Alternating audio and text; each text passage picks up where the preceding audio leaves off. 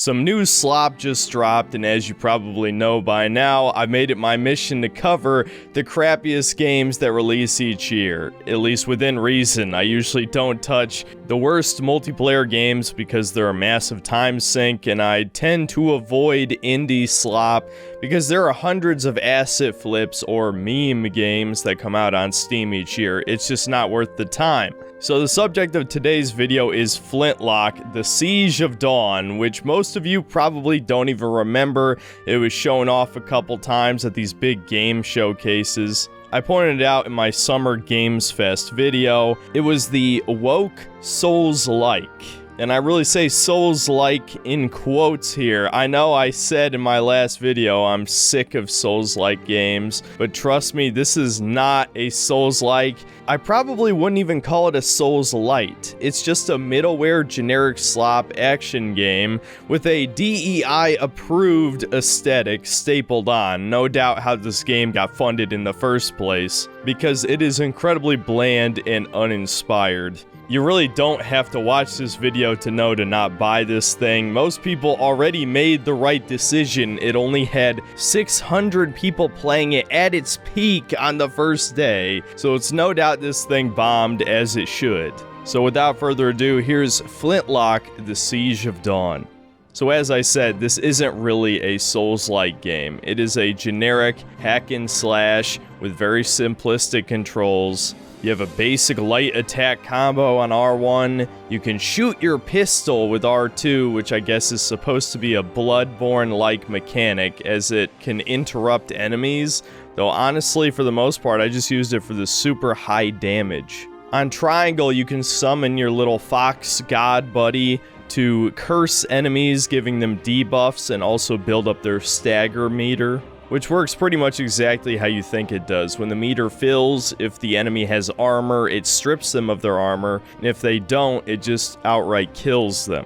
Of course, because this is a quote-unquote Souls-like, there is a dodge roll, there's blocking and parrying, there's Estus flasks, there's usable grenade items that you only get one of each per bonfire. You can swap between your melee weapons, which have slightly different attack speeds and combos depending on the type. They can have additional effects.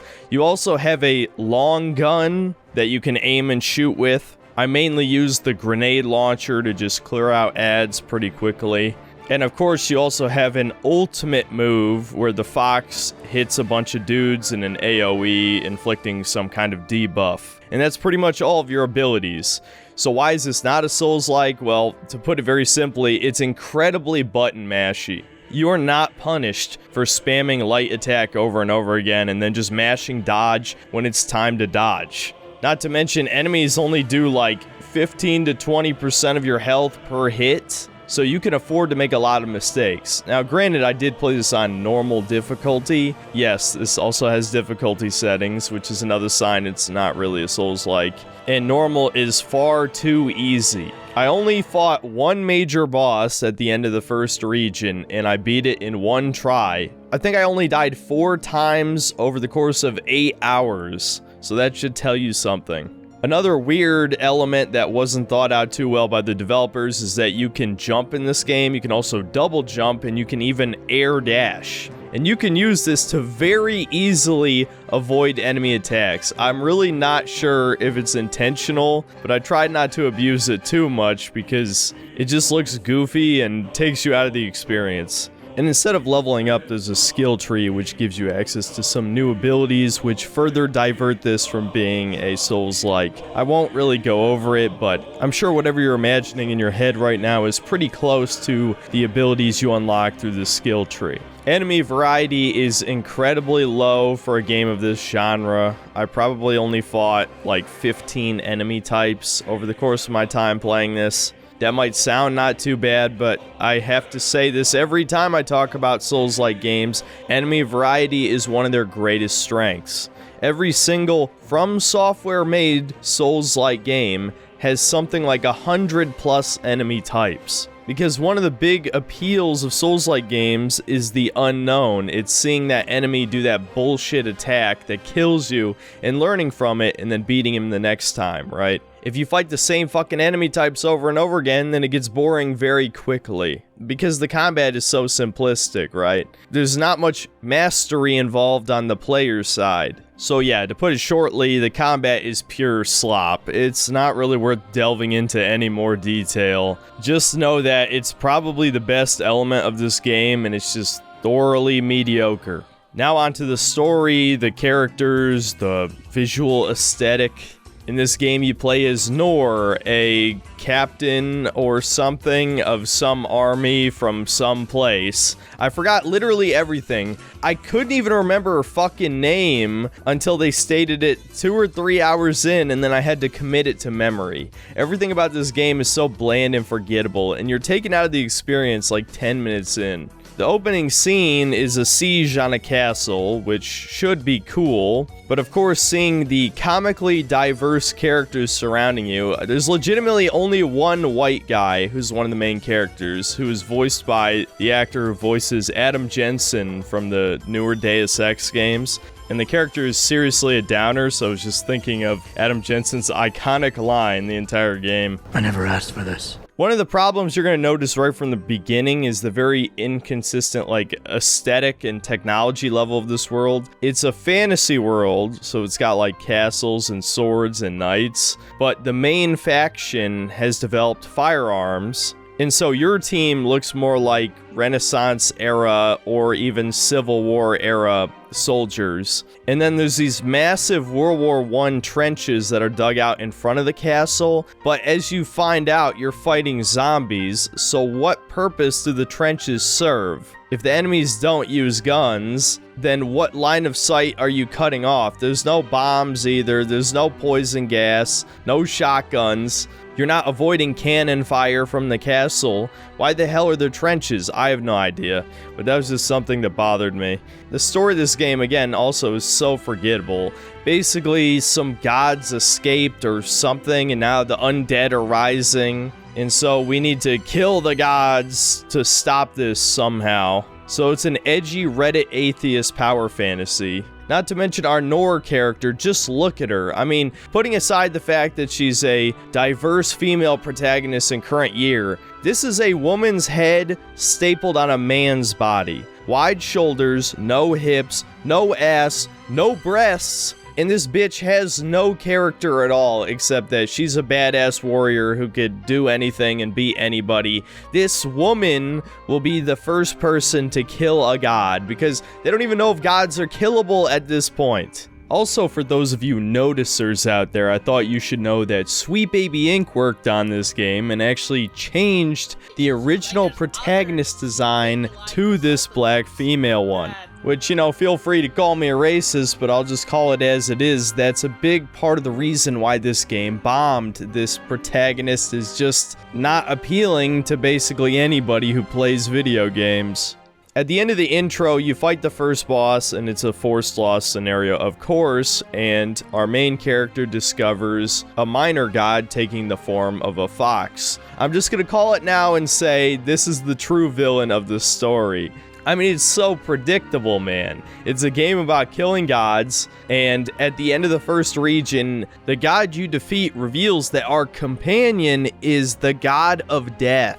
And we are helping him by killing gods. Gee, I wonder, could he possibly be like Cuff from famous game Forspoken? In fact, this is literally the same fucking thing as Forspoken. I'll gladly eat my words in editing if it turns out not to be the case. I'm gonna look it up. There's no way in hell I'm ever finishing this game, but I gotta say, they did make it pretty obvious. Well, actually, as it turns out, I was wrong. Spoilers for a game you'll never play, but it turns out the intro boss is just the final boss, and he looks like a complete pushover, and you beat him, and your death god buddy and you get sealed away in hell. And it just kind of fucking ends there with a slight cliffhanger, as if anybody was gonna buy a sequel to this game. There's no way in hell this is even going to get a sequel. But I guess the story wasn't as cliche as I thought it would be. And so you team up with Adam Jensen to go on this grand quest to liberate the regions from the evil corruption of the gods and stop the undead from rising or whatever. The first region you go to is one of proud knights. Nobody uses guns here, so you have a pretty obvious advantage. And this is where we're gonna get into like the level design and the basic objectives you'll be doing in this game. Despite it supposedly being a Souls-like, it's structured much more like, again, sort of a middleware, unpolished RPG, combined with, weirdly enough, a little bit of Ubisoft elements, because there are actual outposts in this game. Yeah, like Far Cry, you know, where you go into a place and you kill all the guys and you've liberated that region. They do that, except there's a mini-boss, and you only have to beat the mini-boss, and then you've succeeded. And every time you beat one of these, you get an additional Estus flask. I gotta say, this is just complete slop. It adds nothing to the game. If anything, it takes away from it. As for the other activities, there are little side quests, which have you go to little optional areas in the, I hesitate to call it a sandbox. It's pretty much a straight line with a few optional caves thrown in there. But weirdly enough, despite its linearity, the levels are very wide and empty looking. I mean, just look at this environment. It's a generic mountainous environment you've probably seen in like 10 fantasy games before. There's nothing unique about the visuals. And so yeah, that's pretty much all you're going to be doing in this game, is fighting your way through an army of the same 10 enemy types over and over again, while freeing outposts, possibly doing a few side quests, and eventually fighting your way to the boss of that region, the god who is corrupting the people, and then freeing the land. Another thing I want to note here too is that you're killing a lot of citizens. I guess if you pick the job of being a soldier, a guard, or whatever, that means you deserve to die, because that was one of the elements I was definitely confused with in this game. These people are not crazy. They're just people, and they just fight you for no good reason, really. I mean, you're not an invading force, you're just one guy, but I guess if you're wearing the wrong gang colors, they just attack you on sight. But all of the normal citizens of the outpost, you can't attack them. I would love if you could slaughter them, maybe get like an evil ending. That'd be at least somewhat interesting. But no, you can't engage with any of the non-hostile NPCs outside of a mini game that's effectively tic-tac-toe with extra steps. And so yeah, it's just another bland, boring, forgettable, lifeless world with the same repetitive activities you've done in other games. There's no good quests,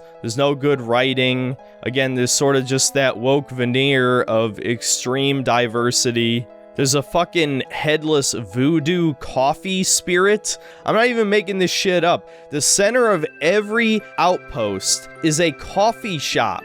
A fucking coffee shop. I don't even know whether this is propaganda or just straight up retarded writing by diversity hires, but it feels like a parody, doesn't it? And this headless voodoo spirit, or whatever the hell, has long fucking claw fingernails like you've seen on some black women in real life. This game is just straight up cringe sometimes. And so yeah, the story, the characters, the world, all bland, forgettable, in some cases just obviously bad. And so let's just get to the conclusion. In conclusion, should you buy this game? Of course not! Even if this game didn't have the slightest hint of ESG funding, there's still absolutely no reason you should play this. It doesn't stand out in any way. It's every middleware generic slop hack and slash game that you forgot about a week after playing. If you want to play a middleware action slop game, I would highly recommend playing Darksiders, because Darksiders is actually pretty good.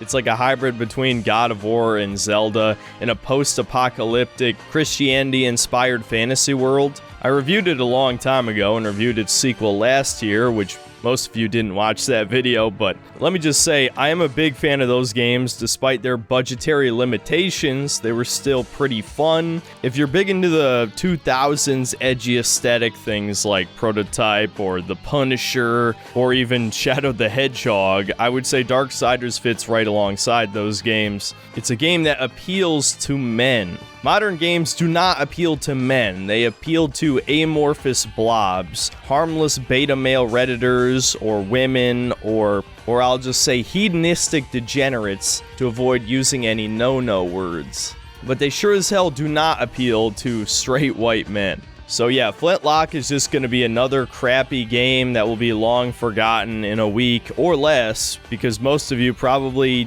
don't even remember hearing about this game. But obviously I needed to release a video, so I thought this would be a good quick one to cover. Just stay away from it. It's not worth anybody's time. That's about it. See you next time, guys.